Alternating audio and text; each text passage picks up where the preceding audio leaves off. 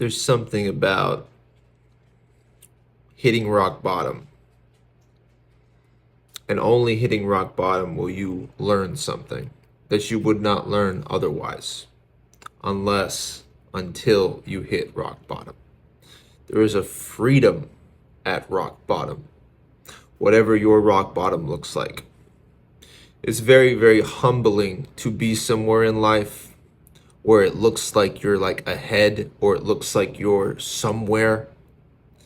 But I guess only to be taken back to like the basement, right? And it seems to be in this place that the Lord has taken me back to. He's like, you have tried to build your life, and so it really had like the veneer of being somewhere new, but you were just trying to outrun this place. You were trying to get away from this place because there's something about rock bottom that brings out your subconscious beliefs of unworthiness, the shame, that sort of thing. Because it seems to be, especially like in America, right? I think it's like passed down. It's just like this fear that we adopt or whatever, where we're trying to clothe ourselves with this way of living life. And so it's like a checklist, right? You start working, you're like, okay, now I need a car. Okay, you have a car. Now I need a home, right? Or an apartment. Okay, now I'm going to make this apartment a home. Then we're going to move on. Now I need a bigger home, right? Now I need the wife or the husband, the partner. I need this and I need that. And we are just building our lives according to what others have built their life to, but under the influence of fear, right? And we're not free because we're feeling like we need these things to qualify our existence, to prove that we are worthy, so that we can be perceived by others and ourselves that we are enough. It just seems to be this trance or something. And God will do something really, really like left field. He will take you back. He will tear down what you have built and take you to a barren place, to a dry place where no one knows your name. And then you will live there with him. It's like he holds you down in that place. And spiritual warfare's intention comes in and starts robbing you of all the things that you felt like you had to have to be a citizen in the world, right? What qualified you of being worthy? Those things get stripped off of you. But you find that what was actually keeping you bound was this need to be perceived a certain way, right? Because underneath that was this subconscious belief of your unworthiness. And so that gets dealt with at whatever your rock bottom is. The rusty tin can, nowhere place in obscurity that God has taken me into has been the perfect place where he has zapped my strength, and so I cannot look to myself to be capable, where it's no longer about getting the things because I could not build a life anyway, because it was all a sham. He will show you it's all a sham. When you build your life and you do it for yourself, it's a sham. And he will actually show you in his love, in his kindness, that he has something for you. He has, where when he builds it, it will not be torn down. When he builds it, it will stay up and you will be free. There is a freedom that you access at the bottom. And it takes getting to the bottom, the place that you're not going to go to. It's like, and I've talked in other videos, it's your simulated hell. I don't know, I'm always leaning this way in these videos. Like, just trying to like, it's your own simulated hell. So whatever that looks like. Mine kind of looks like the nightmare of my childhood. It's like dirty, and there's roaches, and there's things, and it is drawn, it is brought to the surface, these fears that I've had, these things that I've tried to outrun, right? But in outrunning them, I've been in bondage to myself, feeling like I need to be like a certain amount, like a certain distance away from what I fear the most. And God's like, I'm taking you actually through this. So we're going back, right? You think God gets in the car and you're just like, all right, let's go on to new pastures, new places. I'm a new creation. Yeah, let's go. And he just looks back, right, in the rearview mirror or whatever, or he doesn't. He just looks back and he just like starts reversing right into hell where he took you out. You're like, what are you doing? He's like, oh yeah, we're going back there. We got to go back there. Why? We got to go through that place, because there's a level of freedom that I want to give to you that will require you going through what you have feared the most, to see that I'm with you in this place and I accept you in this place and you are honorable in this place, that this place is only just going as just brought words are hard to sometimes. I want to take you back to this old place because it's this shame that I want to take off of you and replace with honor. This old place that you were trying to outrun, this old place that you were trying to put distance between yourself, where like if you feel like if you lose your job or you lose this or you don't have that or you're perceived this way, you feel like you're like being taken back there. And so we do everything we can to not be there, right? To put as much distance between us and that place we fear the most. And he's like, I'm going to reverse back into this place. You're going to see that my presence was with you. We're going to go through the fire. You're going to find that you were not burned. We're going to go through the water. You will find that you did not drown. In this place, you will become more solid. You will become established. You will be rooted in me. I will build from this place when there is nothing left that you have built, because I have torn everything down that you have built. Because I said everything that you have built, you have basically, in a sense, labored in vain, but I'm going to still use it, right? But if you were to continue in this way, you would not be free. You would have the veneer of what freedom looks like, even if you ended up in the financial freedom place, whatever cul-de-sac, suburb, bullshit, American dream thing that we can conceive of or whatever, where the bills are paid, but you're going to be restless on the inside because you're still at the back of your mind going to be like, I got myself to this place where I'm now free. Now I have to keep myself here. And he's like, I have freedom for you that has nothing to do with this mindset, because you will see that at the bottom, you were enough. At the bottom, there was nothing to be ashamed of.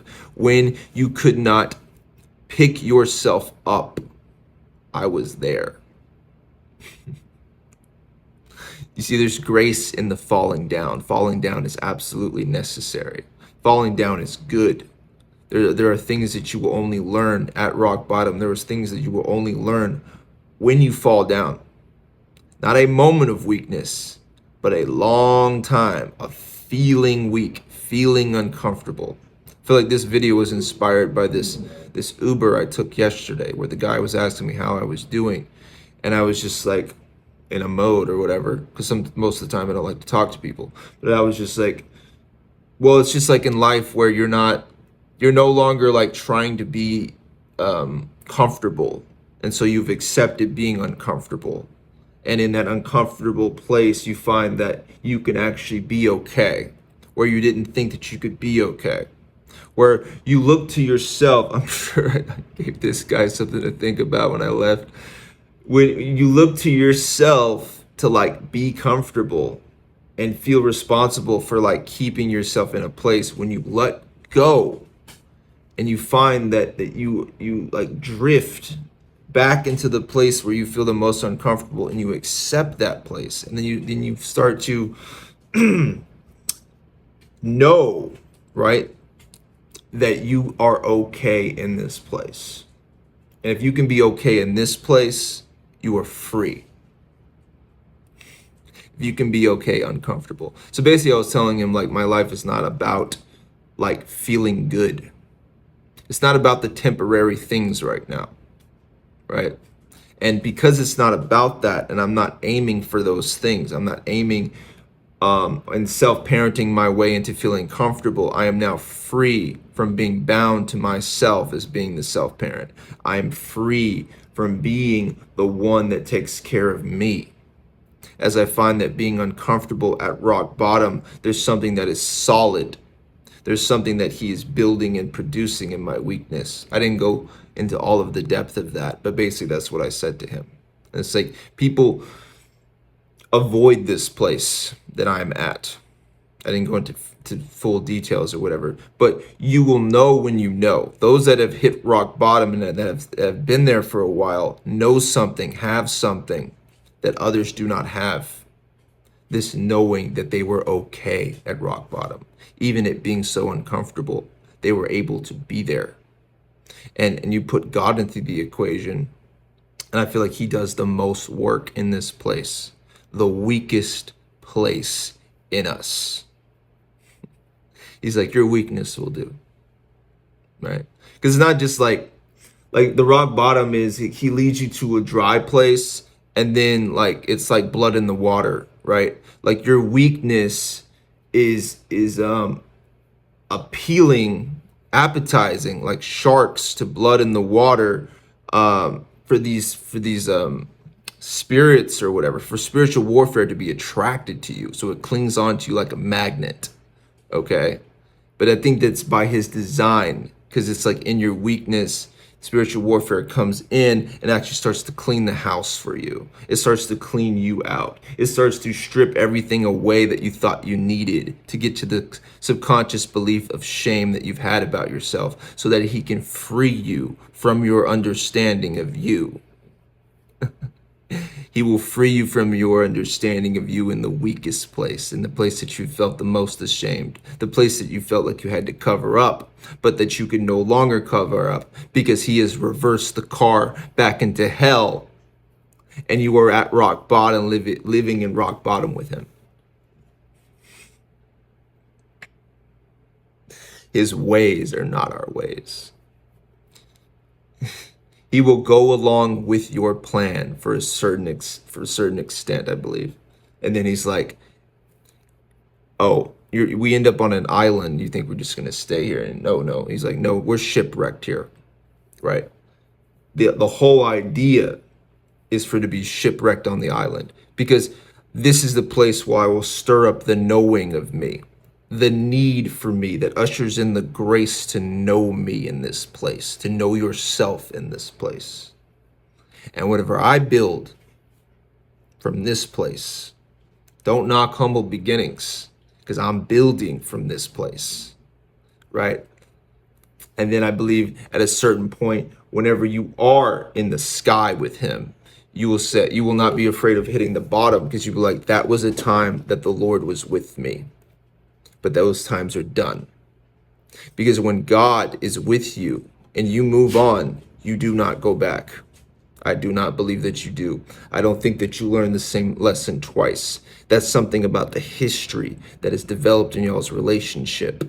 You move on from that place.